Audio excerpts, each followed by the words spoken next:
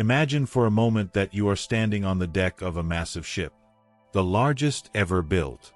It is night. The ocean is calm. The music is playing. People are dancing, drinking, laughing. The lights are so bright they drown out the stars. The captain assures you the ship is unsinkable. The engineers tell you the steel is invincible. The ticket holders in first class tell you that this voyage will last forever. But you are down in the engine room, and you hear something they don't. A groan. A deep, metallic screeching sound coming from the very bottom of the hull. Water is already seeping in. Not a flood yet. Just a trickle. But you know the math. You know the pressure. And you know that once that hull breaches, the size of the ship doesn't matter. In fact, the size makes it worse. The bigger the ship, the faster it sinks. The heavier the collapse. This is not a story about the Titanic. This is a story about the United States economy in 2025. We are living through the greatest illusion in financial history. A facade of prosperity painted over a foundation that is rotting away. They show you the stock market hitting all-time highs. They show you GDP numbers that look green on a spreadsheet. They tell you that employment is strong, that the consumer is resilient, that the soft landing has been achieved. It is a lie. It is a meticulously crafted, mathematically impossible lie designed to keep you calm while the smart money heads for the lifeboats. Because the truth is not on the news. The truth is in the data they don't talk about. The truth is that the engine of the global economy isn't just stalling. It is rigged to self-destruct. We are not approaching a recession. We are approaching a mathematical inevitable event horizon. A point of no return where 5 specific, fatal flaws will converge. And when they do, the world as you know it will change overnight. Your savings, your retirement, the value of the cash in your pocket, the stability of your neighborhood. Everything is on the table. Most people will freeze when it happens. They will wait for the government to save them. But the government is the one driving the ship into the iceberg. You need to be different. You need to see the ice before the collision. If you want to survive the transition that is coming, if you want to understand the mechanics of the machine that is grinding your future into dust, you need to subscribe to this channel right now. Do it now. Hit the like button to signal to the algorithm that you want the truth, not the propaganda. Comment, "I'm watching," below so I know who is coming with me on this deep dive. Let's dismantle the illusion. To understand why the collapse is guaranteed, you have to understand that this wasn't an accident. It wasn't bad luck. It was a design feature. The U.S. economy has been transformed from a system of production into a system of predation. It is a casino where the house has been cheating for 50 years. But now, the house is broke. And the first fatal flaw, the crack in the hull that is widening every single second, is something most people have never even heard of. The hidden leverage in the shadow banking system. When you think of a bank crash, you think of 2008. You think of Lehman Brothers. You think of people walking out of office buildings with cardboard boxes. We were told that the problem was fixed. Congress passed laws. Regulators puffed out their chests. They said, "Never again." They said the banks are safe now. They hold more capital. They are stress-tested. And technically, for the big public banks, that is partially true. But Wall Street is like water. If you block the flow in one place, it simply goes somewhere else. The risk didn't disappear. It just went dark. It moved into the shadows, into the world of private equity, hedge funds, family offices, non-bank lenders. This is the shadow banking system. And today, it is bigger than the actual banking system. We are talking about tens of trillions of dollars of unregulated, opaque, high-risk bets. And the scariest part? Nobody knows exactly how much leverage is in there. Leverage is a fancy word for betting with borrowed money. Imagine you have $1. In a sane world, you bet $1. If you lose $1. In the shadow banking world, they use that $1 as collateral to borrow 99 more. Now they are betting $100. If the market goes up 1%, they double their money. They look like geniuses. They buy the Hamptons house. They buy the yacht. But if the market drops just 1%, just a tiny, insignificant wiggle on the chart, they are wiped out. They are insolvent instantly. Now, multiply that dynamic by trillions of dollars globally. This entire system was built during a time of zero interest rates. Money was free. You could borrow billions for almost nothing. So everyone loaded up on debt. They leveraged everything to the moon. But the era of free money is over. Interest rates shot up. The cost of holding that debt has exploded. And now, those bets are starting to bleed. We saw a glimpse of this terror recently. Remember when the UK pension system almost collapsed overnight? That wasn't because the UK economy stopped working. It was because of hidden leverage. Pension funds, which are supposed to be the safest money in the world, were using derivatives to juice their returns. When rates moved the wrong way, they got a margin call. They had to come up with billions in cash within hours. They couldn't. The Bank of England had to step in and print money to save them, or the entire British financial system would have evaporated by tea time. That was a warning shot. A tremor before the earthquake. In the US, the situation is even more volatile. There are hedge funds right now that are shorting the US Treasury market, betting against the government's own debt, using massive amounts of leverage. This is called the basis trade. It sounds boring. It sounds technical. But it is a nuclear bomb sitting under the financial markets. If the bond market moves too quickly in the wrong direction, these funds blow up. And because they are intertwined with the big banks, if they blow up, they take the lenders with them. The regulators know this. The Fed knows this. Why do you think they are so terrified of letting the stock market drop? Why do you think they inject liquidity every time there is a panic? Because they know the system has zero tolerance for pain. It is too leveraged. It is too fragile. One large hedge fund failing could trigger a domino effect that makes 2008 look like a picnic. In 2008, it was mortgages, houses, tangible assets. This time, it is everything.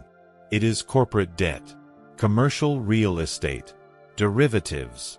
The complexity is so high that even the CEOs of these firms don't fully understand the exposure. They are flying blind in a storm, trusting mathematical models that were written for a calm, sunny day. But the storm is here. And this hidden leverage is just the accelerant. It is the gasoline waiting for a match. But for a fire to truly burn down a nation, you need dry wood. You need a society that is already brittle, already broken. And that brings us to the second fatal flaw. The flaw that guarantees there will be no social safety net when the crash comes. The complete and total collapse of the American middle class. Look at a photograph of an average American family from the 1970s. One income. One father working at a factory or an office. That single paycheck bought a house. It bought a car. It put food on the table. It paid for college. And there was money left over for savings. Now look at your life today. Look at the lives of everyone you know. Two incomes are barely enough to keep the lights on. People are working side hustles just to pay for groceries. Young people, smart, educated, hard-working young people, have given up on the dream of owning a home entirely. They call it doom spending now. Spending money on small luxuries because the big goals are mathematically impossible. This is not an accident. And it is not because you aren't working hard enough. It is because the currency you are working for has been broken. Fatal flaw number 2 is the hollowing out of the middle class. An economy is like an ecosystem. For the apex predators at the top, the billionaires, the corporations, the banks, to survive, there must be a healthy herd. There must be a massive base of consumers with disposable income to buy the products. But for 40 years, the wealth has been siphoned upward. It has been a silent heist. Since 1971, productivity in the US has gone up. Workers are more efficient than ever. Technology has made us faster. But wages? Adjusted for the real cost of living, not the fake CPI numbers the government feeds you, but the actual cost of housing, energy, and food, wages have been flat. Stagnant. So where did all that extra money go? It went to the top 1%. It went to asset holders. If you owned stocks, if you owned real estate, you got rich. If you worked for a wage, you got left behind. This has created a two-tier society, a neo-feudalism. On one side, you have the asset class. They love inflation because it makes their property values go up. On the other side, you have the wage class. They hate inflation because it makes their rent go up. And the wage class is drowning. Credit card debt in America has smashed through the $1 trillion mark. Delinquencies on auto loans are spiking to levels we haven't seen since the Great Recession. People are financing groceries. They are using buy now, pay later apps for a sandwich. Think about the fragility of that. When the consumer is tapped out, the economy stops. 70% of the US GDP is consumer spending. If the consumer has no money and no more credit, the machine grinds to a halt. Corporate profits collapse. Layoffs begin. And because people have zero savings, they go from employed to destitute in weeks, not months. But the danger here isn't just economic. It's social. It's psychological. Inequality at this level creates rage. It destroys trust in institutions. When people feel the game is rigged, they stop playing by the rules. They vote for burn-it-all-down candidates. They riot. They look for scapegoats. A society with this level of wealth disparity is a powder keg, and the spark could be anything. But while the citizens are drowning in personal debt to survive, the entity that is supposed to protect them is doing something far worse. It is committing financial suicide on a global scale. This brings us to fatal flaw number 3, the one that is mathematically guaranteed to break the system. Fiscal irresponsibility and the sovereign debt spiral. You have heard politicians talk about the national debt. They use it as a talking point during elections. Then they get into office and spend even more. The numbers have become so big that they have lost all meaning to the human brain. $34 trillion. $35 trillion. It sounds like just a number on a screen. Let me put it in perspective for you.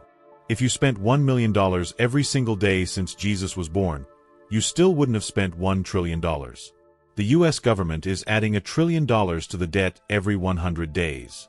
Every 100 days. This is not sustainable. This is terminal. For decades, America got away with this. We had the exorbitant privilege. Because the US dollar is the world reserve currency, we could print money and export our inflation to the rest of the world. We could force other nations to buy our debt. It was like having a credit card with no limit that your neighbors had to pay off. But the bill is finally coming due. Why now? Because of interest rates.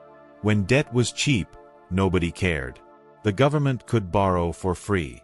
But now that rates have risen, the interest payments on that $34 trillion have gone vertical. The US government now spends more on interest payments than it does on its entire defense budget. Read that again. We are spending more to pay the banks for our past mistakes than we are spending to defend the country. Soon, interest will be the single largest line item in the federal budget.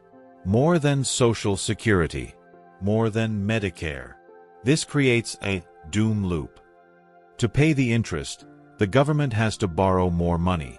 Borrowing more money increases the debt. Increasing the debt increases the interest payments, which means they have to borrow even more. It is a death spiral. There is no way out of this mathematically. You cannot tax your way out. Even if you taxed every billionaire in America at 100%, took every penny they had, it would only run the government for a few months. You cannot grow your way out. The economy would have to grow at double-digit rates for decades, which is impossible. So what is the only option left? What does a government do when it owes money it cannot pay, in a currency it controls? It prints. It debases the currency. They will choose inflation over default. Every single time. History tells us this. From Rome to Weimar Germany to Zimbabwe to Venezuela.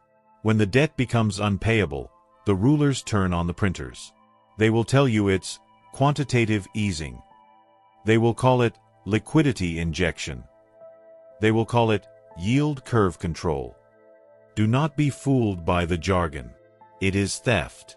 It is stealing the purchasing power from your savings account and transferring it to the state to keep the lights on for one more day. This is why the price of your house is going up.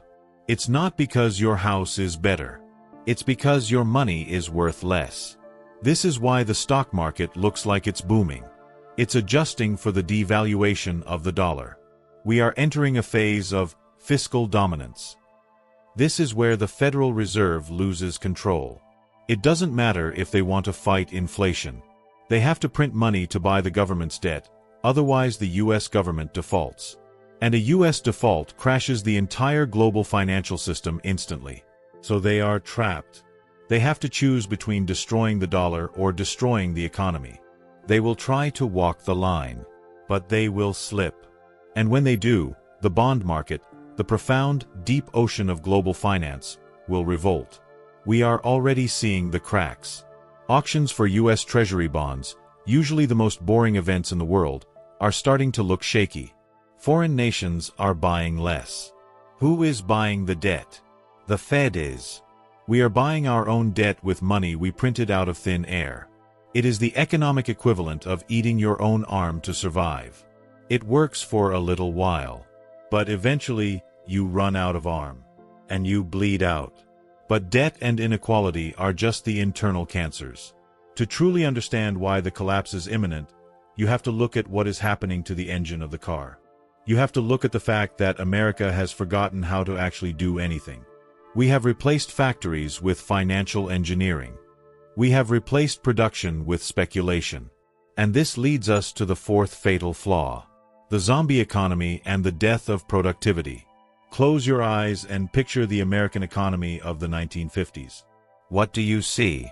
You see smokestacks. You see assembly lines in Detroit churning out steel and chrome. You see Pittsburgh forging the beams that built the skyscrapers of New York. You see a nation that made things. Tangible, physical, real things. If the rest of the world disappeared tomorrow, 1950s America could still feed itself, clothe itself, and fuel itself. Now open your eyes and look at the American economy today. What do we make? We make apps. We make financial derivatives.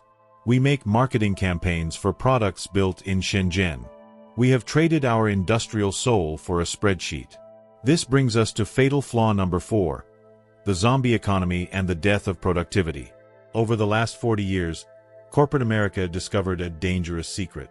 It realized that it is difficult to make money by inventing new products and building new factories. That takes time. That takes risk. That takes hard work. It is much easier to make money by manipulating money. Why invest in R&D when you can just borrow cheap cash and buy back your own stock? This is called financial engineering. It boosts the stock price artificially. The CEO gets a massive bonus because his compensation is tied to the share price. The shareholders are happy. But the company hasn't actually improved. It hasn't built anything. It has just cannibalized its own balance sheet to look pretty for a quarter. This behavior was subsidized by the Federal Reserve. When interest rates were near zero, money had no cost. This allowed a terrifying creature to be born: the zombie company. A zombie company is a business that does not make enough profit to cover the interest payments on its debt. In a normal, healthy capitalist system, these companies would go bankrupt. They would die. Their assets would be sold to stronger companies who could use them better. This is called creative destruction. It is essential for growth. But we haven't allowed destruction for 15 years. Banks kept lending to these losers because the banks didn't want to take the loss on their books. They extended and pretended. They kept the drip running. Today, estimates suggest that nearly 20% of the companies in the U.S. stock market are zombies. They are the walking dead. They employ millions of people. They consume resources, but they create no value.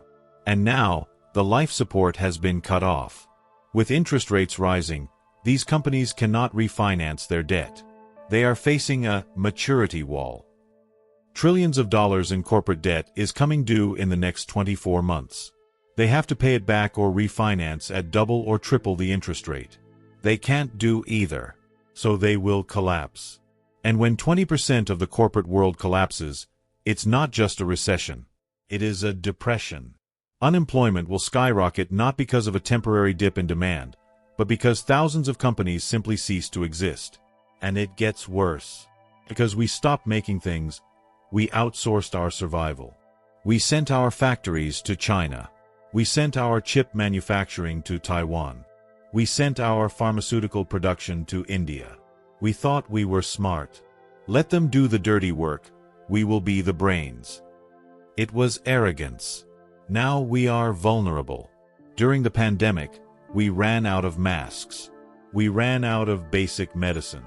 Imagine what happens in a real conflict. If China blockades Taiwan, the U.S. economy stops instantly. No chips for cars. No chips for phones. No chips for missiles.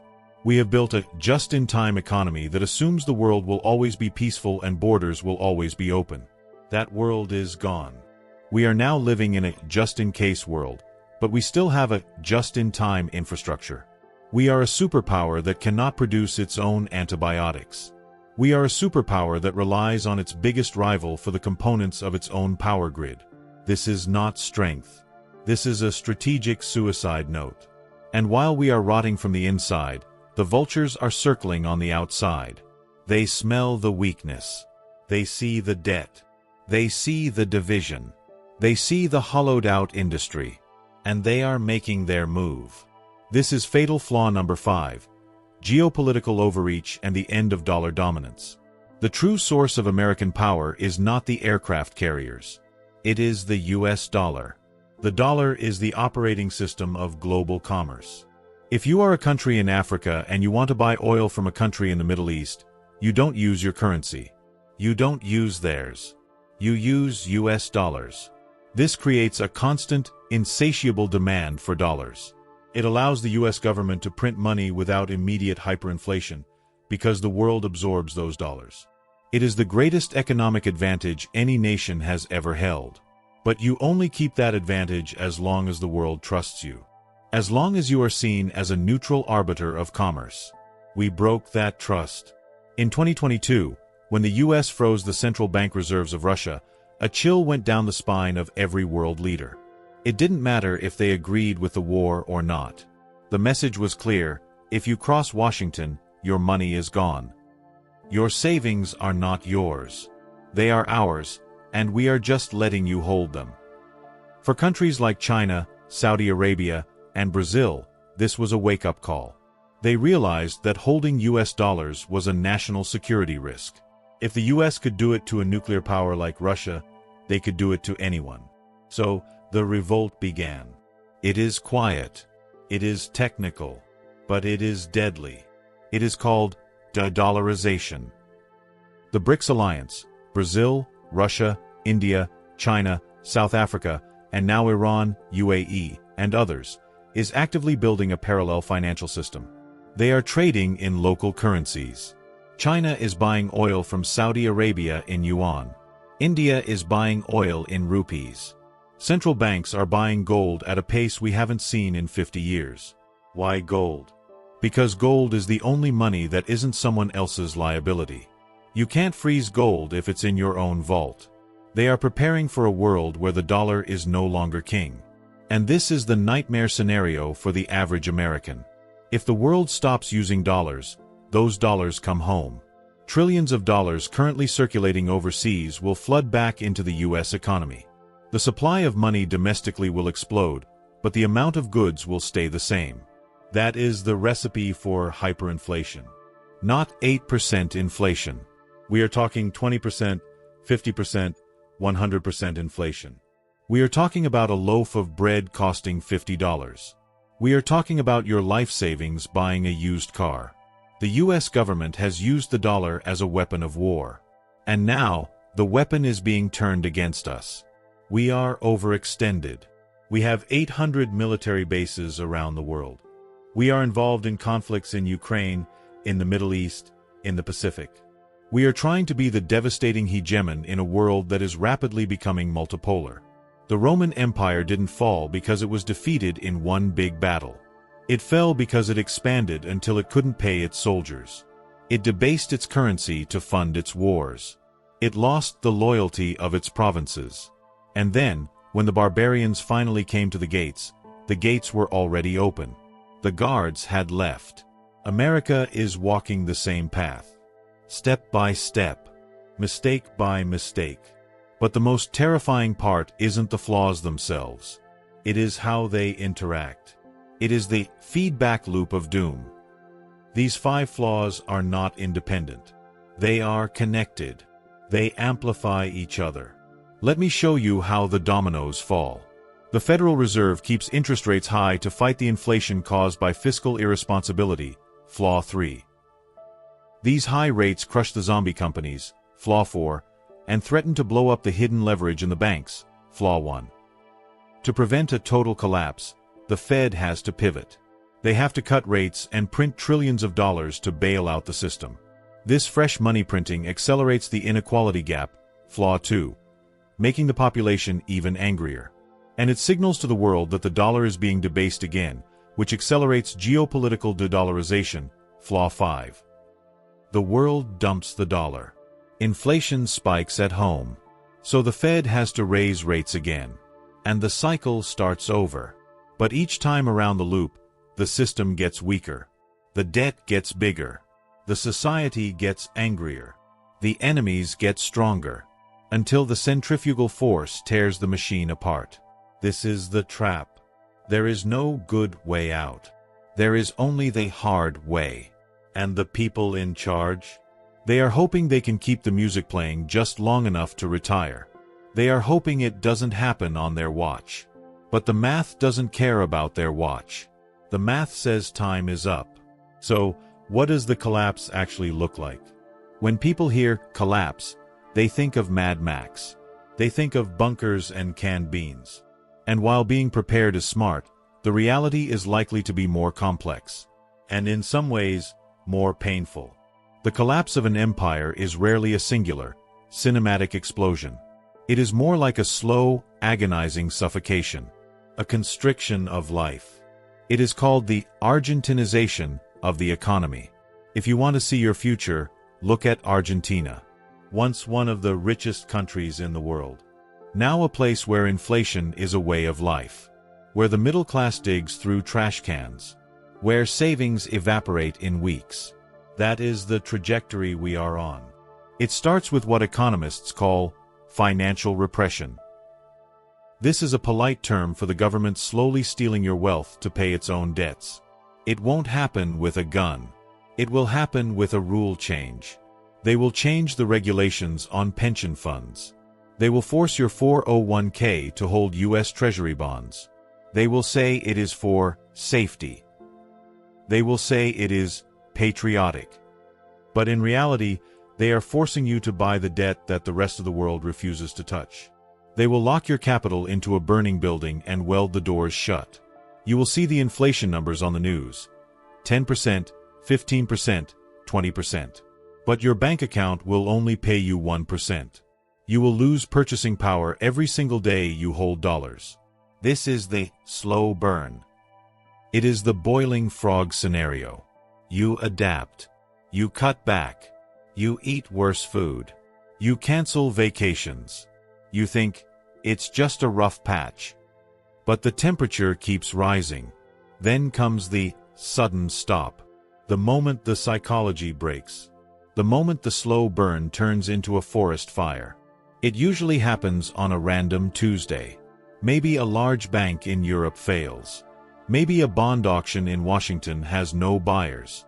Maybe a war expands in the Middle East and oil hits $200 a barrel. The specific trigger doesn't matter. What matters is the reaction. Panic. In the old days, a bank run meant people standing in line around the block to get their cash. Today, a bank run happens at the speed of light. It happens on iPhones. It happens on Twitter. Billions of dollars can leave a bank in seconds. We saw it with Silicon Valley Bank. $42 billion withdrawn in a single day.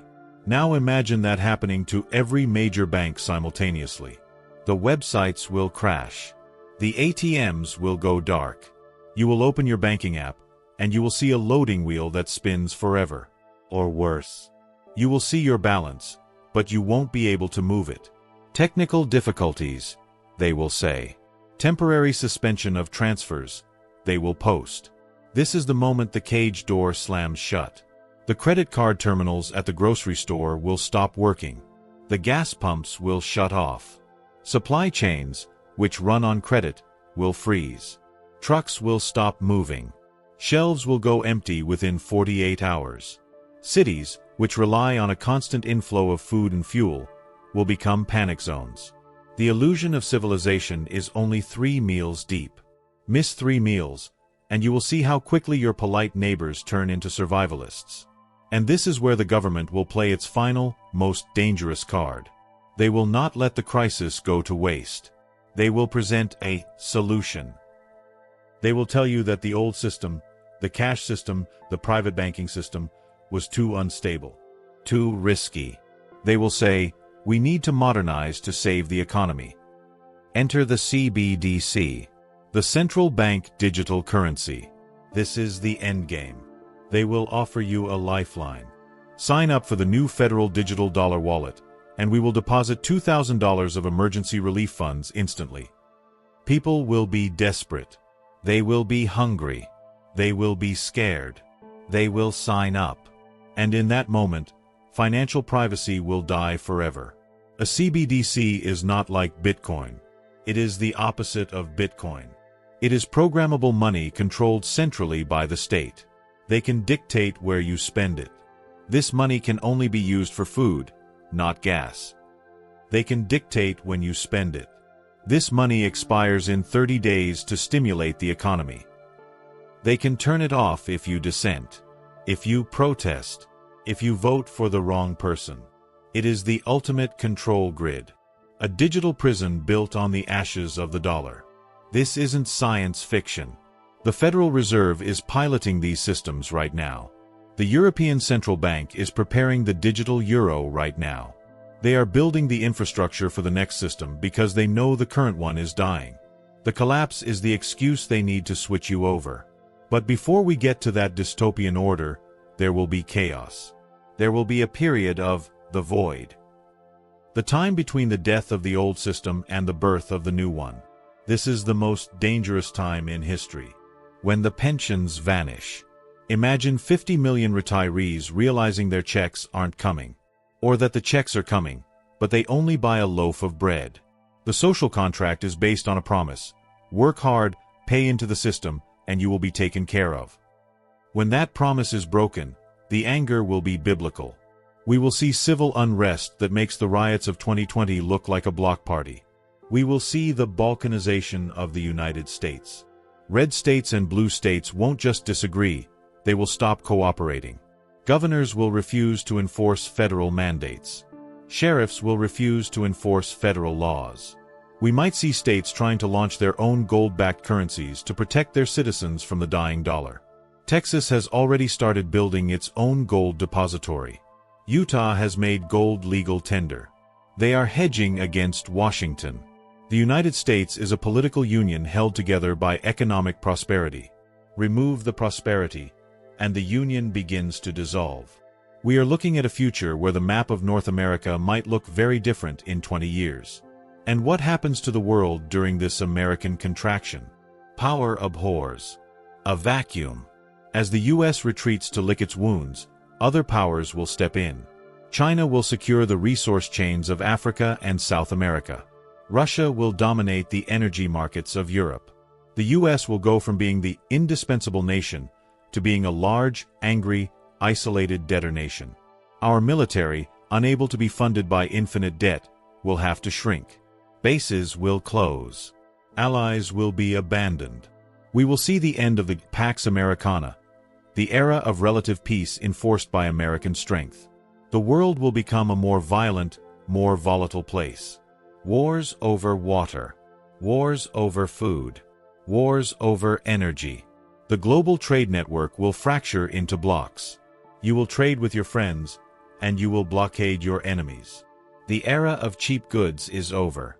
The $4 t-shirt at Walmart? Gone. The cheap electronics? Gone. The affordable avocados in winter? gone. We are moving from an era of abundance to an era of scarcity.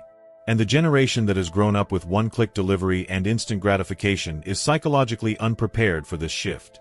They have no resilience. They have no skills. They think food comes from an app. When the app stops working, they will panic. The mental health crisis will be as severe as the financial crisis. Depression, suicide, addiction. These are the side effects of a dying empire. It is a spiritual collapse as much as an economic one. A loss of purpose. A loss of hope. I know this sounds dark. I know you want me to tell you there is a way to vote our way out of this. Or a policy tweak that fixes it.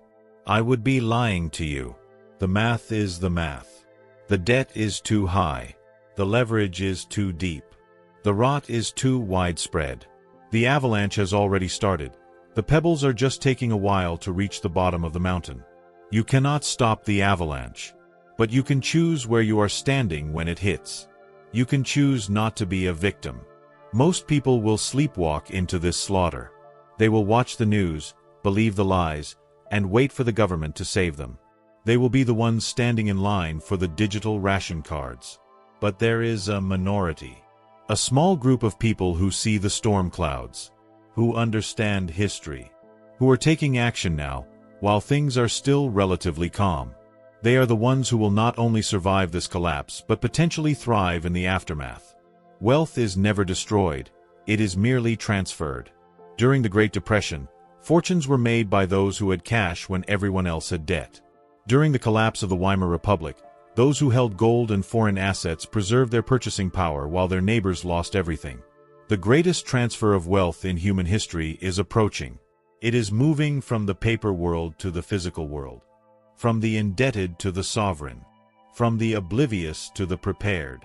The question is, which side of the transfer will you be on? Do you have a plan? Or do you have a hope? Because hope is not a strategy. Hope will not feed your family. Hope will not protect your savings from hyperinflation. You need a strategy. You need a mindset shift. You need to stop thinking like a consumer and start thinking like a producer. You need to stop trusting the system and start trusting yourself. In the next part, we are going to stop admiring the problem and start talking about the solution. We are going to talk about the Arkansas, how to build a personal fortress of solitude amidst the economic chaos. We will talk about the specific assets that act as a shield against the death of the dollar. We will talk about the skills that will be more valuable than money. And we will talk about the psychology of survival. Because when the world breaks, the strongest asset you have is not the gold in your safe, but the mind in your head. The vibration on the skyscraper floor is becoming a rumble. The glass is cracking louder now. The time for observation is over. The time for action is now. Here is part 5 of 6. The skyscraper is shaking. The foundation is cracking. The fire alarms are ringing. Most people are still arguing about who started the fire. They are debating politics in a burning building. You do not have that luxury. You need to find the exit. You need to build your ark. This is not about becoming a doomsday prepper living in a bunker eating MREs. That is a caricature. This is about becoming anti-fragile. It is about building a life that doesn't just survive the chaos, but gets stronger because of it. The first step is a radical mental shift. You have to accept that the cavalry is not coming. The government is not your daddy. The Federal Reserve is not your friend. The corporate media is not your teacher. You are the CEO of your own life. You are the central bank of your own family. Once you accept total responsibility, the fear vanishes, and it is replaced by clarity. The first pillar of your ark is financial sovereignty. You need to get out of the blast zone. The blast zone is anything that relies on a counterparty to pay you. Stocks, bonds, savings accounts, pensions. These are all IOUs. They are promises. And in a systemic collapse, promises are broken.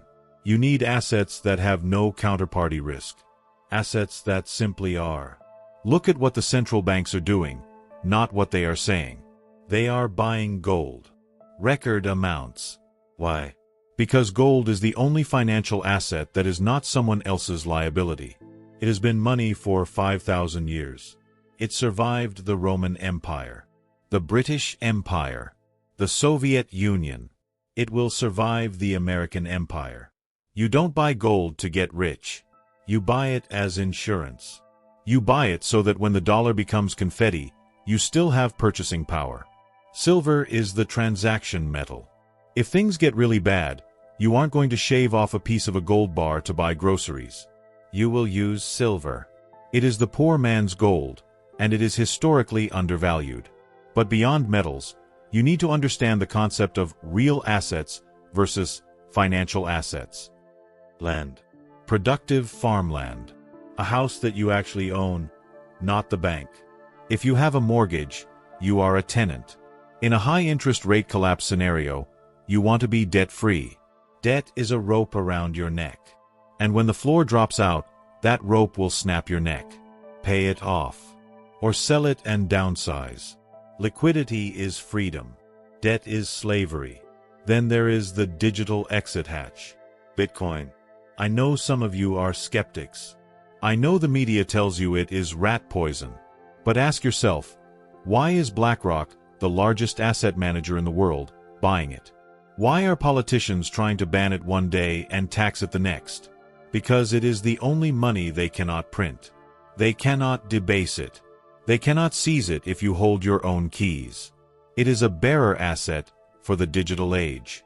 It is a way to transport your wealth across borders instantly, without asking for permission. In a world of capital controls, where the government tells you how much money you can take out of the country, Bitcoin is a wormhole to freedom. You don't need to put your life savings into it.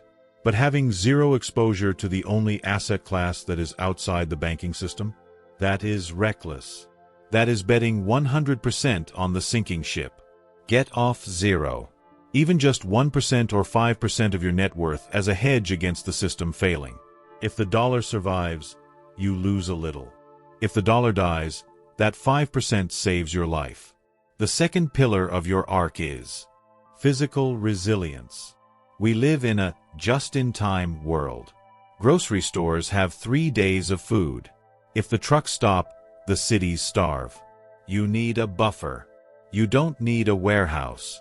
Start with 2 weeks of food, then a month, then 3 months.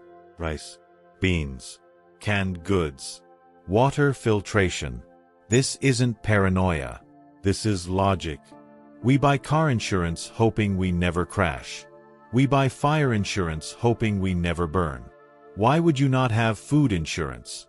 Food prices are skyrocketing. Buying food now is an investment. A bag of rice you buy today is cheaper than it will be next year. You are locking in your caloric cost of living. And beyond food, think about energy. If the grid goes down, whether from a cyber attack, a storm, or economic collapse, how do you stay warm? How do you charge your phone? Solar generators, batteries, propane. You need to be able to function when the system glitches, because the glitches are going to get more frequent. The grid is old, it is fragile, and it is being overloaded. Independence is the ultimate luxury. To look at a power outage and just shrug because your lights are still on. To look at empty shelves and know your family will eat tonight. That peace of mind is priceless. The third pillar, and perhaps the most important, is skills and networks. In a depression, the man who knows how to fix a generator is worth more than the man who knows how to analyze a spreadsheet. We have a generation of people who work in the email economy. They move information around. That work is valuable in a high-trust, complex society. But in a collapsing society, value returns to the tangible. Can you grow food? Can you fix a car? Can you repair plumbing? Can you shoot?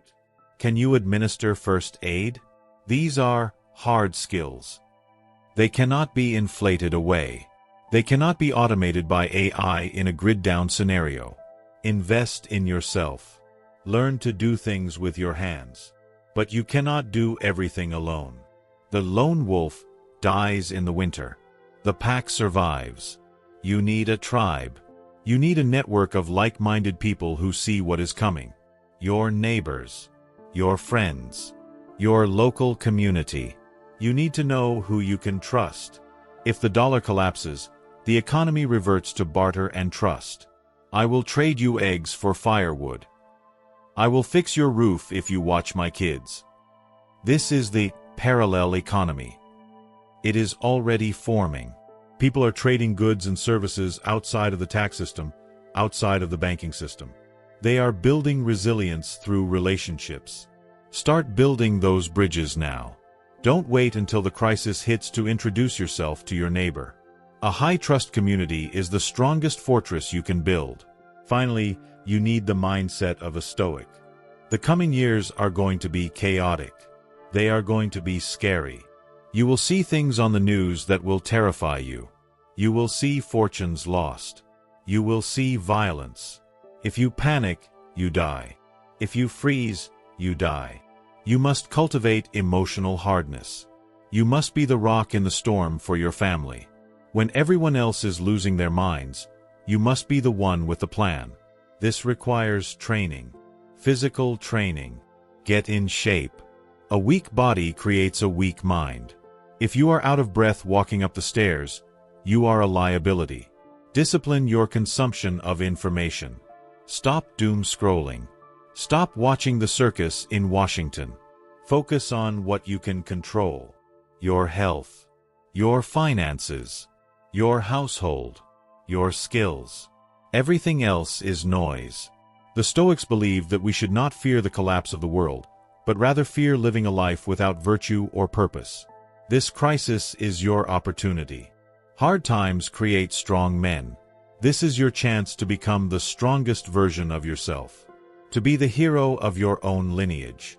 To be the one who looked at the horizon, saw the tsunami coming, and built the boat. The window of opportunity is closing. The vibration is becoming a shake. The cracks are widening. The elites are moving their money.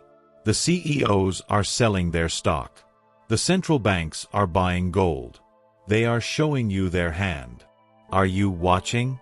Or are you still looking at the puppet show on TV? In the final part of this series, I am going to give you the roadmap. The specific, step-by-step conclusion to this journey. We will wrap up the argument, and I will leave you with a challenge.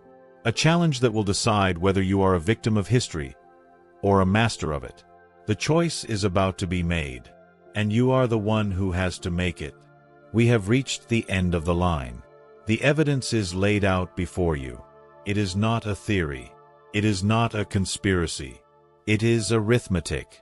We have dissected the 5 fatal flaws that are tearing the American empire apart from the inside.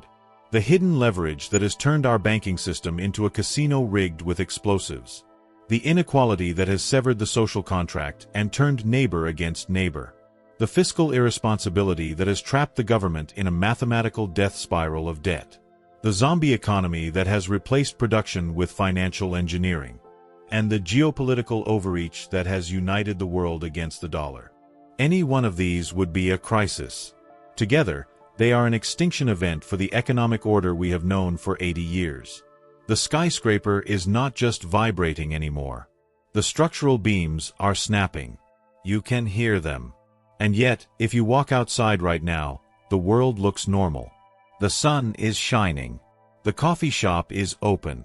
People are scrolling on their phones, worried about celebrity gossip or the latest sports score. This is the most dangerous illusion of all. It is called normalcy bias. It is the psychological reflex that tells us, tomorrow will be just like today, because today was just like yesterday. It is the voice in your head that says, they will fix it. They always fix it. This is America. It can't happen here. That is exactly what the people of Rome thought before the Visigoths sacked the city. That is exactly what the people of Venezuela thought before they were hunting zoo animals for food. That is exactly what the people of Weimar Germany thought before they needed a wheelbarrow of cash to buy a newspaper. History does not care about your normalcy bias. History does not care about American exceptionalism. History is a wheel, and the wheel is turning. We are moving from a cycle of consolidation to a cycle of disintegration. From an era of comfort to an era of consequence. Most people will not make it through this transition intact. They will lose their wealth. They will lose their freedom. They will be swept away by the tidal wave of history, begging for a lifeboat that the government will sell them at the cost of their soul. They will own nothing, and they will be told to be happy. But that does not have to be your fate. You have watched this far. That means you are different. It means you have the courage to look into the abyss and not blink. It means you feel the shift in the air. The warning signs I have laid out in this series are not meant to paralyze you with fear. Fear is useless. They are meant to mobilize you into action, to wake you up from the trance. Because once you see the truth, you cannot unsee it. You can no longer pretend that the paper in your wallet is money. You can no longer pretend that the talking heads on TV are telling you the truth. You are now awake in a sleeping world. And that is a lonely place to be. But it is also a position of immense power. Imagine the future 5 years from now. The crisis has hit. The dust is settling. The landscape of the economy has changed forever.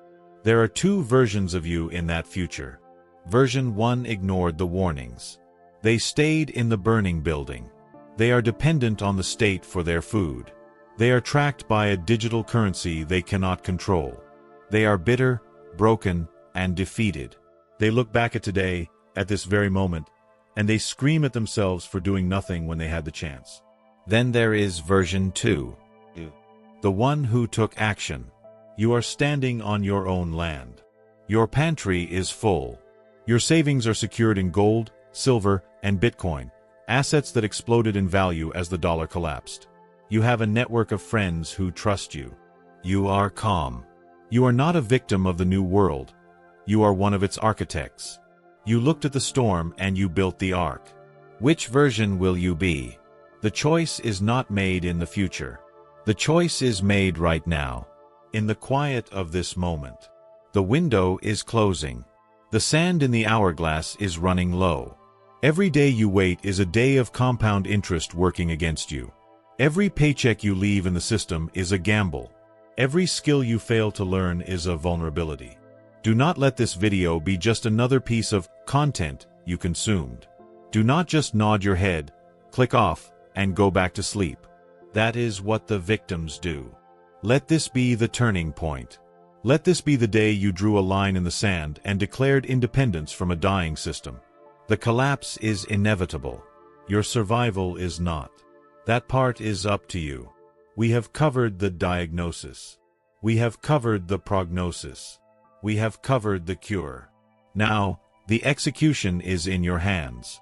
This battle for the future is not going to be fought with tanks and missiles. It is going to be fought with information, preparation, and mindset. It is a silent war. And you are on the front lines.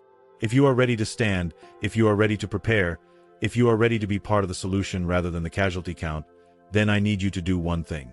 Look at the subscribe button. It's not just a button. It is a signal. It is a vote for truth in a world of lies. Click it. Turn on the notifications so you don't miss the next briefing. Because in the next video, we are going deeper into the specific tactical steps of building your parallel economy. We are going to get into the weeds of exactly how to execute the escape plan. And leave a comment below. Don't just write, "Good video." Write, "I am ready." Make it a public declaration of your intent. Let the algorithm know that there are people here who are awake. Let the community know they are not alone. I am ready. Write it. Own it. Be it. The storm is coming. But for those who are prepared, the storm is not the end. It is the beginning. Thank you for watching. Thank you for thinking. Stay safe. Stay free. And I'll see you in the next video.